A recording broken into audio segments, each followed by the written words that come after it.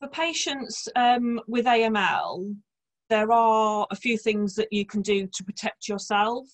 And these are all things that will become second nature to you, especially once you've gone through treatment. So it's things like that we've all become used to doing anyway, like obviously washing hands and using hand sanitizer, limiting contact with people day to day. So that's not to say that you can't see people, but maybe, I mean, I used to have a schedule of visitors because people do want to see you for themselves as well as for you.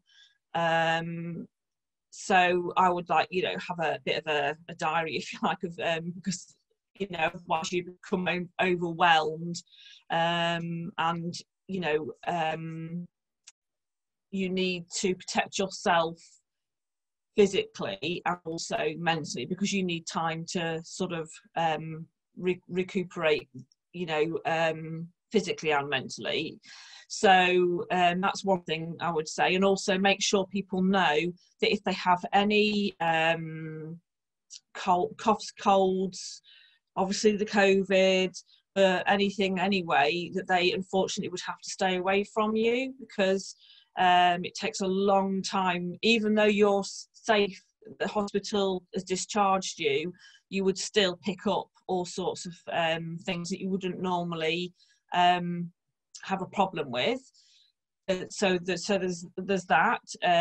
I did online shopping, food shopping for a long time, so I didn't go out to places like that where you're going to be at more risk, if you like, of picking anything up.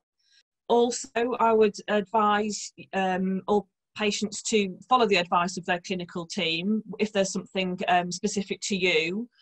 There's also lots of advice out there on the main trusted source websites, so the charity websites, the No AML, things like that. There's also, you have to stick to a special diet to start with, which you will be given information about when you leave hospital, because there's certain foods that can have bacteria in them that could be a problem to you when you are first recovering until your counts come up.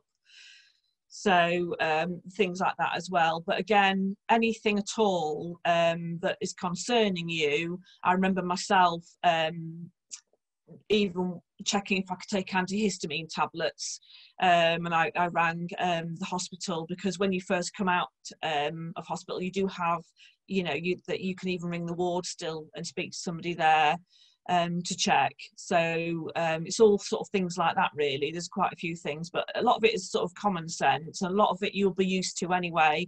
A lot of it will be second nature by the time you come out of the hospital environment. And if in any doubt, ask the question. And there are helplines out there, and the people on these helplines are really well educated in the subject as well, so that they will be able to help.